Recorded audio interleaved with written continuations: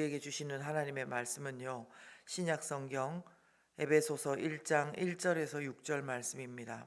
신약성경 310쪽에 있고요. 함께 읽겠습니다.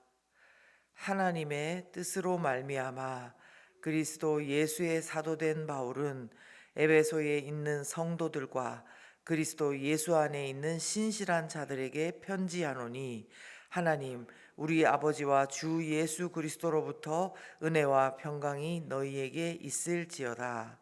찬송하리로다. 하나님 곧 우리 주 예수 그리스도의 아버지께서 그리스도 안에서 하늘에 속한 모든 신령한 복을 우리에게 주시되, 곧 창세전에 그리스도 안에서 우리를 택하사 우리로 사랑 안에서 그 앞에 거룩하고 흠이 없게 하시려고 그 기쁘신 뜻대로 우리를 예정하사 예수 그리스도로 말미암아 자기의 아들들이 되게 하셨으니, 이는 그가 사랑하시는 자 안에서 우리에게 거저 주시는 바 그의 은혜의 영광을 찬송하게 하려는 것이라. 아멘. 네, 함께 하인나 큐티 말씀 나누겠습니다. 오늘부터 에베소서로 저희가 하인나 큐티 묵상을 하게 되었습니다.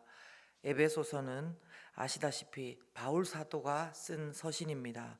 로마 감옥에서 62년경에 감옥 속에서 쓴 편지다고 해서 옥중 서신이라고 불립니다. 소아시아의 도시 에베소 교회를 향해서 쓴 사도 바울의 편지인 거죠. 당시 에베소에는 고대 7대 불가사의 중에 하나인 아르테미스 신전이 있었다고 합니다. 아데미 신전이라고도 성경에는 기록돼 있죠. 그것 말고도 또 하나가 있었는데 거대한 극장이 있었다고 해요. 그 안에는 2만여 명 이상이나 되는 사람들을 수용할 수 있는 그런 극장이라는 거죠. 근데 이 두 시설 사이가 행진하는 도로로 쫙 이어져 있다는 겁니다. 이런 사실만으로도 우리는 몇 가지 알 수 있는 게 있어요. 7대 불가사의 중 하나인 이 아데미 신전을 구경하러 오는 사람들이 많았을 거고요. 그 주변에는 우상을 새겨서 장사하는 사람들이 많았고요. 또 그리고 그 많은 사람들을 수용하고 뭔가를 할 수 있는 극장이 있었다는 겁니다. 그래서 우상이 정말 많고 그것을 통해서 먹고 살아가는 도시였다는 거죠. 이것이 잘 나와 있는 성경을 말하자면 사도행전 19장을 보시면 얼마나 에베소시에 우상이 숭배받고 있는지, 그 우상으로 먹고 사는 사람들 가운데 어떤 일이 일어나는지를 알 수가 있습니다. 그런데 이런 우상의 도시에 바울이 복음을 전한 거죠. 가장 그 전도 여행 중에 긴 기간 3년이라는 시간을 이 에베소에서 보냈다는 것입니다. 3차 전도 여행 때 세웠던 곳이라고 이제 하는데요. 특별한 하나님의 사랑과 그리고 일하심, 바울 사도의 열정과 그 땀이 묻어 있는 곳입니다. 에베소서를 흔히 말하기를 교회론이 기록되어 있다 말하거든요. 근데 이 우상의 도시에서 피어난 믿음의 공동체, 교회가 어떠한 곳인지를 잘 말씀해 주고 있다는 것입니다. 그래서 제가 오늘 본문을 통해서 만난 하나님은요, 3절 후반부 말씀을 통해서 말씀드리고 싶은데요, 그리스도 안에서 하늘에 속한 모든 신령한 복을 주시는 하나님이라는 것입니다. 그리스도 안에서 하늘에 속한 모든 신령한 복을 주시는 하나님 아버지. 그렇습니다. 여러분, 교회 공동체는 무엇보다 하늘에 속한 모든 신령한 복을 받는 곳입니다. 그렇죠? 교회 공동체는 무엇보다 하늘에 속한 신령한 복 받은 곳입니다.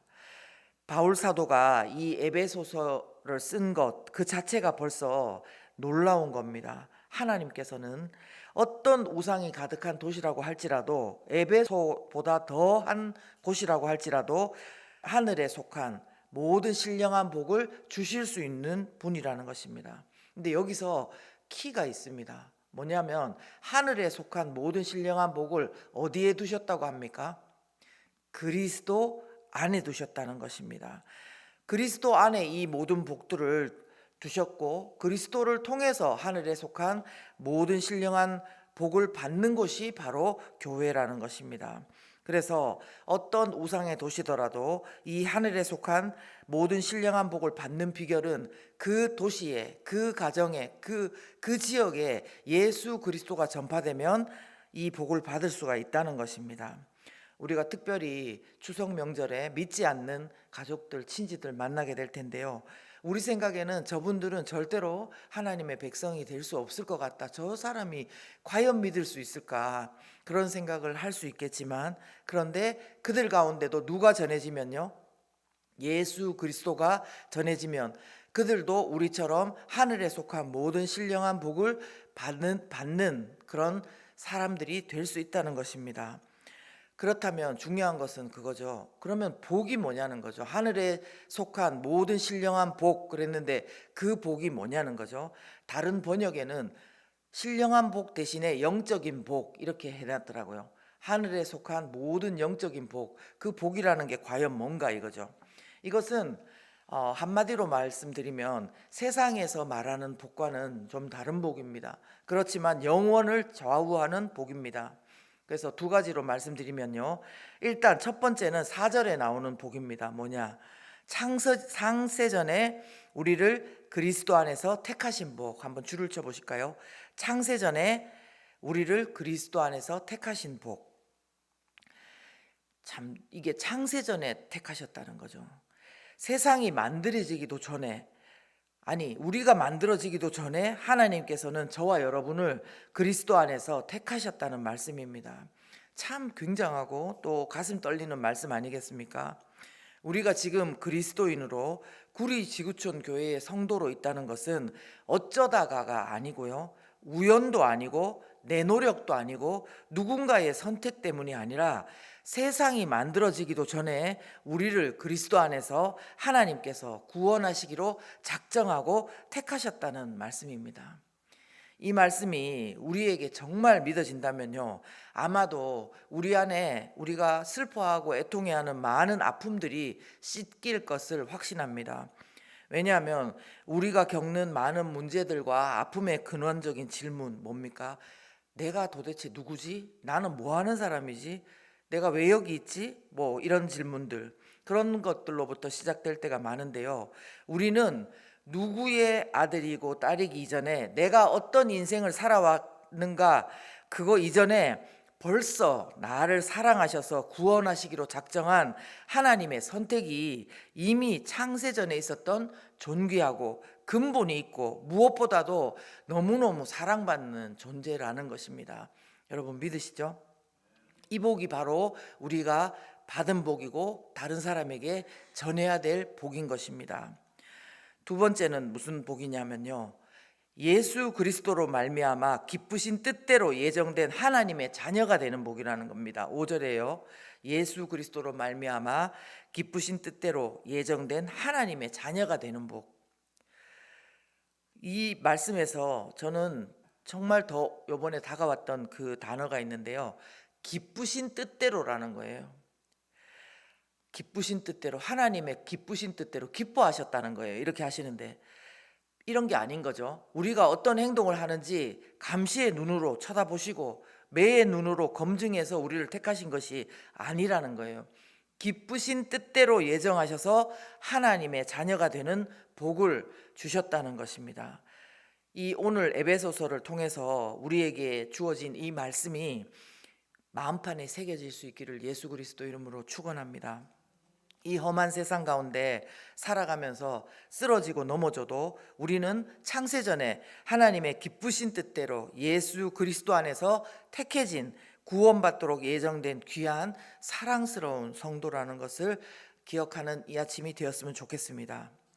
네, 그렇다면 하나님께서는 우리가 과연 어떻게 살기를 바라실까요? 사랑으로 주신 거라면 그 사랑을 알아들이는 것이 가장 큰 것이 아니겠습니까?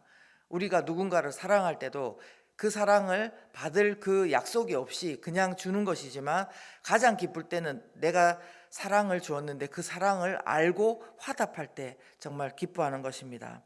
그래서 저는 6절 말씀을 통해서요, 거저 주신 은혜를 찬송하는 성도의 모습을 묵상합니다. 거저 주신 은혜를 찬송하는 성도의 모습. 6절 제가 한번 읽어볼게요. 이는 그게 뭐냐면 우리를 예수 그리스도 안에서 하나님의 자녀로 택해 주신 것은 그가 사랑하시는 자 안에서, 예수 그리스도 안에서 우리에게 거저 주시는 바 그의 은혜의 영광을 찬송하게 하려는 것이라. 아멘. 거저 주신 구원의 은혜를 찬송하게 하려는 것이라는 것입니다. 우리에게 왜 이런 복을 주셨냐? 찬송하게 하려고 복을 주셨다는 것입니다. 아시다시피 은혜라는 말은 어떨 때 쓰는 단어입니까? 받을 자격이 없는 자가 거저 받는 것, 아무 대가 없이 받는 것을 은혜라고 하지 않습니까? 그런데 사실 우리를 가만히 생각해 보면 우리는 은혜라는 것보다는요, 하나 주고 하나 받는 거, 기브 앤 테이크에 더 익숙한 사람들입니다. 이거는 굳이 말하지 않더라도 어떤 불문율처럼 저희 안에 존재하는 것 같아요. 그러기에 이 불문율이 우리 안에 너무 강하게 있다 보면요, 우리에게 거저 주어진 구원이 나의 착함과 희생에 대한 선물인지 우리가 착각할 때가 있고 왜곡될 때가 있다는 것입니다. 그리고 그 은혜의 감격이 희석돼 가지고 제대로 하나님을 찬송하고 그 사랑에 화답을 못한다는 거죠. 마음부터도. 그러기에 오늘 우리가 적용하기는요, 나의 구원이 창세전에 사랑 가운데서 하나님께서 그리스도 예수 안에서 택하셔서 거저 주어진 은혜를 누리고 있는 자라는 거, 그것을 다시 한번 묵상하고 오늘도 하나님께 그 사랑에 화답하는, 찬송하는 그런 저와 여러분이 되었으면 좋겠습니다. 그리고 하늘의 모든 신령한 복이 누구 안에 속해 있다고 했습니까? 그리스도 예수 안에 속해 있다고 했습니다. 그렇기 때문에 우리는 주변의 불신자들을 향해서, 믿지 않는 가족들을 향해서 오늘도 다시 그 그리스도를, 예수 그리스도를 전해야 될 책임과 사명이 있는 것입니다. 주 안에서 받은 은혜를 찬송하고 이 예수 그리스도의 이름을 전하는 저와 여러분이 되었으면 좋겠습니다. 이 시간 함께 기도하겠습니다. 함께 기도하실 때에 하나님, 우리가 이런 은혜를 받았습니다. 정말 감사합니다. 내가 뭔가를 하기도 전에, 창세전에 그리스도 안에서 택하여 주시고 기쁘신 뜻대로 하나님의 자녀가 되게 해주신 이 복을 저희가 받았습니다. 너무너무 감사합니다.